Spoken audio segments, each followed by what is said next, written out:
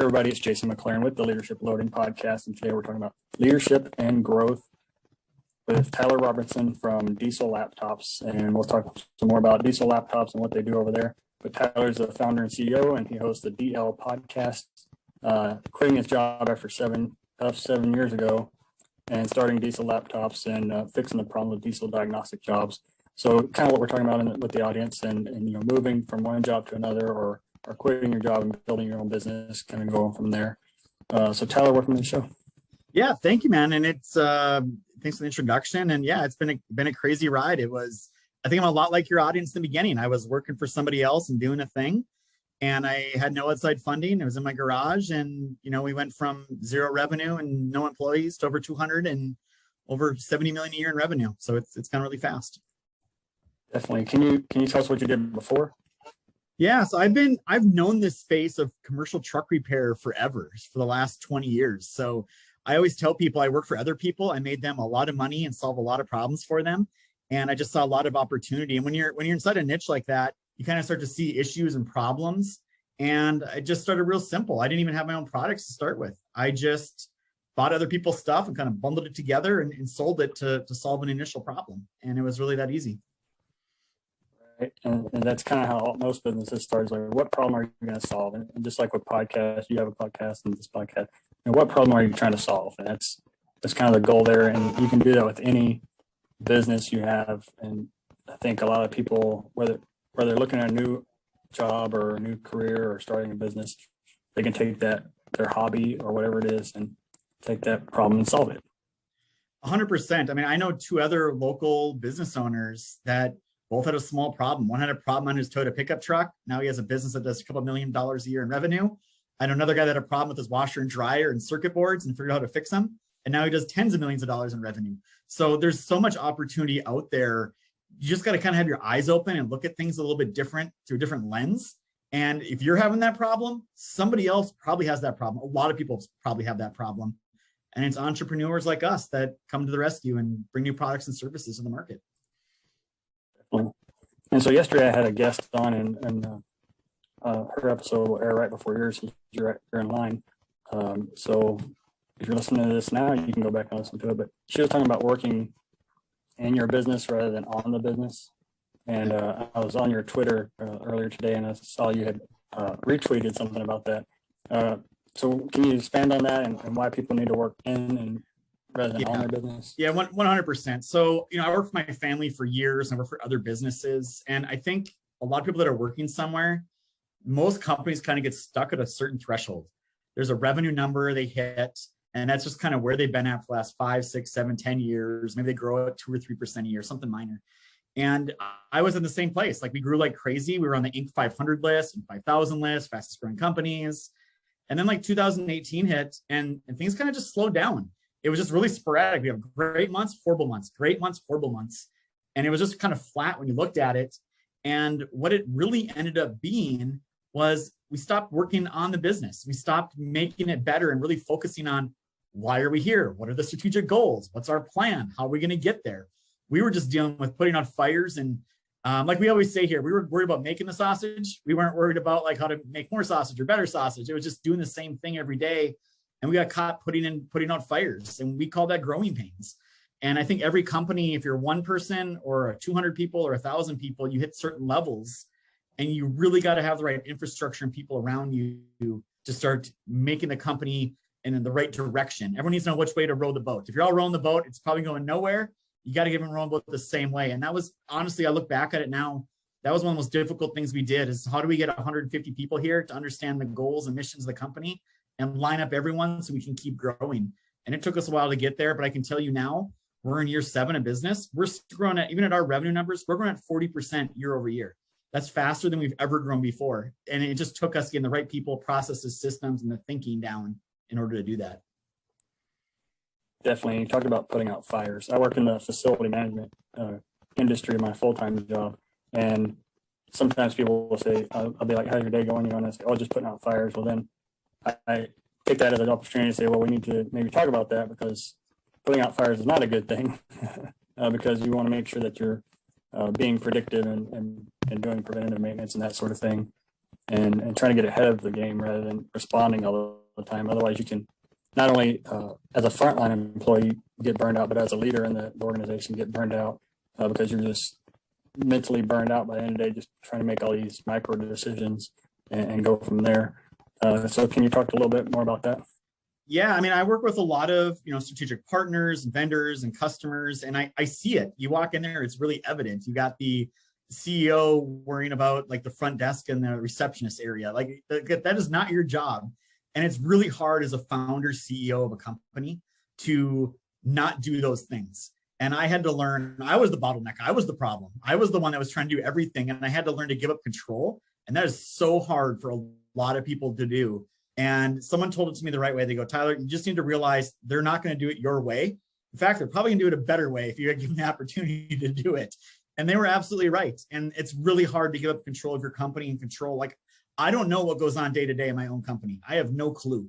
And I can't know that stuff and worry about what the next 5 years of my company is going to look like and do the things I need to do to keep the company moving forward. You can't be everything in your company. You have to have people you can hire and you can trust. And it was a big thing for me to actually pay people more salary than I was paying myself to bring them into the company. But I look back at it now, I'm like, man, that was the best thing I did. I should have done that years ago. It took me a long time to get the right mindset there. And it can be very, very difficult for a lot of people to understand that. And I tell all our managers now, the best thing you can do for me is work yourself out of a job.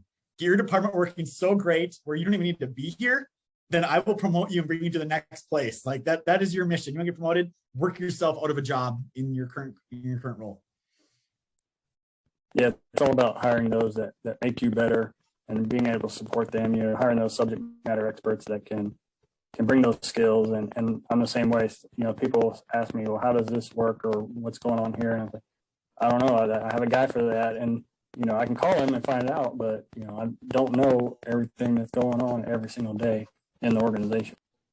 Yeah, 100%. I mean, I got my dashboards and I get my daily cash reports and daily sales reports. And I keep a pulse on it the best you can, but you got to go trust, like I got great sales managers. They're going to go increase my sales. My job's not to go to the salespeople. My job is to go to the sales manager at the beginning of the year and say, hey man, we need to grow 30% this year. How are we going to do it? And you can't do that January 1st. You got to do that 6 months before that. So you can plan for it. So you can hit on January 1st and start going. So it different mind thinking. You got to put some processes in. And I was anti-consultants, anti-help. I thought I knew everything and could figure it out. I can tell you on the other side of it now.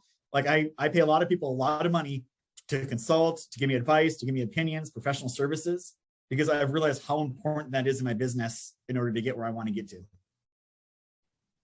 Yeah, and like you said, surrounding yourself with the people that can lift you up. So before you get to that stage, so obviously when you started your company, you probably didn't have a huge staff. So what were some of the hurdles you faced then? Yeah, I mean, I was a staff of one. It was just me and my garage and tiny room table. So I was sales. I was the guy putting the things together. I was the guy shipping them, and I was tech support. I was doing it all. And I can tell you those first years are really, really tough because you don't have brand recognition. You're scrounging for every sale. You're looking for every opportunity, and you're just trying to figure things out. And that can be very, very difficult. I remember the first person I hired. He was actually an 18-year-old. He had just done with high school. He's working at a local pizza Subway store. Didn't really know what he was doing with his life. And now he's our director of operations and one of the most highly respected people in our company. But we had to bring people in and I had to start showing him things. And I was really fortunate that I worked in this industry before. I knew people that I worked with shoulder to shoulder for 10 years. So I could bring in and come work for me. And I was also really fortunate to find good people that have been with the company since the start. So there's a lot to that. And, our mindset's always been different over here. Our mindset's never been, hey, let's go make a business to go make $1 bazillion. Our mindset's always been, let's go solve some people's problems and figure out how to make money afterwards. And I think beyond the fact that customers appreciate that, the employees get it too. It's more of a cause. Like, why are we doing this? Well, not just to make money. There's a reason we're doing this as a company together. So it's really tough in those first years, though, to get people to believe in you, believe in the mission. I just did a post on LinkedIn. I mean, I had to go convince someone I worked with for several years, like I needed help in tech support. And I had to go convince someone to leave their job at a secure company, come work for me for less money. And by the way, I have no benefits to offer you and you're working in my garage. And, she did. But you get people like that believe in your company and why you're doing things. Those people are invaluable, and you got to treat them as such. And you got to make sure they're happy and they understand, and make sure they're coming along, not just for the ride, but they're a part of the whole journey that we have going on here at Diesel Laptops. I agree. Making that situational leadership or servant leadership, kind of what you did there, and making sure that people have what they need and they can move forward and go on. So on your website, you claim you have the red carpet treatment. Let's talk about that and how treating your customers, with that red carpet treatment moving forward, and how you can be better customer service oriented when you're having a company. Yeah. So, our product that we sell it differently than all our competitors. And all our competitors do the, hey, pay this by the month or by the year. And when you don't like it anymore, stop paying, but you lose access. Well, as a business, you love that model, right? Because I got guaranteed revenue coming in. As a customer, and I know I'm a customer too, I hate that model. Like, I don't want to go spend, and this is the way our market was, is customers had to go spend $5,000 to $7,000 up front. And then they had to go pay $2,000 a year to keep that thing working. I'm like, that really sucks for customers. Like, you're just telling me if I don't pay you $2,000 the rest of my life a year, I have a brick that's unusable. Like, that doesn't seem fair to me. So our philosophy to go to market was, hey, we're going to go to market and we're going to tell customers, look, yeah, there is still a pretty good upfront fee here, but our support and our updates and all these things you get with us are optional. You don't have to pay for them. And that really allowed us to blow by all of our vendors. And people are like, man, Tyler, it's a horrible model because you don't have guaranteed revenue. I'm like, you know what? If I don't go earn that business every year, then I don't deserve it. So I'm not going to tie a customer to a contract. I'm going to tie them to, like, I'm going to provide you great service, great products. You're going to want to pay me this money every year to keep getting these services because I'm saving you time and money. And if I don't save you time and money, you should stop paying me immediately. You don't need to. And by the way, your thing will still work, right? So that's been our mentality. And, I can say, yeah, we don't have 100% renewal rates, but we have a lot of happy customers that keep buying. And every year, as we've gotten better and better, provided more products, more services, and we are just ultra focused on take care of the customer. We're not worried about these little one-offs or little issue or this guy has this problem. Like, just take care of the problem. Don't worry what it costs us. Take care of the problem, make the customer happy. There's only so many customers in our B2B space that are going to buy these things. They have to have a great experience. If they have a great experience, we already know we sold them a great product, they will be our customers for life. Our competitors are going to have such a difficult time taking these customers away from us. They're not going to have any clue how to do it. So let's just do those two things and we will be around for a long time and our revenue will just keep taking off. And I can tell you 7 years in, that is absolutely the case. Our customers are renewing. They love our support. They love our services. They don't have to buy those things every year, but they need them and they want them and they know we're going to take care of them. So that's our philosophy, is put the customer first. Yeah, and it's all about, if you put the customer first, they will, like you said, keep coming back. And the ones that don't choose your product again, you make it up in the other sales. And I can't tell you all the stuff that I have with facilities, how much proprietary software we have with things. And it's just, like you said, I just have to renew that contract every year, and even if I'm not happy with the service. Yeah, no, and it's a real differentiator on the sales end of it. And it builds huge customer loyalty. And the fact is, if that customer has a problem today, and I know if we solve that problem and they have it, I know they're going to love us forever. And the fact is, when you provide a great service and a great product, price doesn't become an objection anymore. That doesn't matter anymore, especially in the B2B world, right? So they're like, oh, you're $500 more. Who cares? I get all these other things with you guys, and I know you're going to take care of me. And that speaks volumes in the marketplace. So we sell a lot of products that other companies sell as well. We just bundle our things around it. And I can tell you, we sell our stuff for 30, 40, 50% more than our competitors do. And we don't lose deals to our competitors. Actually, the ones that do end up going with the other guy, they usually call us a couple months later asking how they can switch because they really need these services and products that we offer. So it's fine. And we want to be the premium product in the marketplace. You can't be the cheapest guy, provide the best service and the best product and the best price. Like, you can't do that. You got to pick and choose. Pick two of the three, not all three. Yeah, sometimes on LinkedIn, I'll joke around. And if I see something that's like a piece of a building that's falling apart, I say, this is what you get when you go low bid. Yeah. I mean, that it really comes down to price, product, and service. Pick two of the three. Even better, pick one. Pick one, and you'll do really good. And we've put that stake in the ground. I mean, we raise our prices every single year, regardless if we get price increases from our vendors and suppliers. We're raising our price every year, and it hasn't slowed us down at all. In fact, our sales volume keeps going even higher and higher. So it becomes such a little objection if customers understand the value that you're providing them for your product and service. All right, Tyler. So if you had one leadership mantra or tip for your team at Diesel Laptops, what would it be? Yeah, it all starts with your employees, man. Like I can tell you, it's like that subservient leadership, right? Like just take care of your employees. I was an employee from somebody before, and there was times I didn't like the way I got treated. I didn't want to work there anymore, and I wasn't happy going to work. And I know I wasn't working there anymore, right? So I know if I treat my employees that way, they're not going to be there. I want them to be important. I want them to feel a part of the team. I want them to feel they're a part of something bigger than just this 8 to 5 job that they have every day. So it really comes down to that. And I can say my experience, every time I've gone into an organization that has been kind of in disarray and not doing well, they usually have high turnover. The departments and companies that don't have high turnover are usually executing very, very well and succeeding in life and things that are going on. So that's really the one thing I'd say is you got to treat your employees like they're an asset, not a liability. And too many people get caught up in they're an expense, they're whatever. Totally wrong mindset. Treat it the other way. You'll be amazed at what can happen. Definitely. All right. If someone wanted to reach out to you and hear more about Diesel Laptops or your leadership skills, how can they get a hold of you?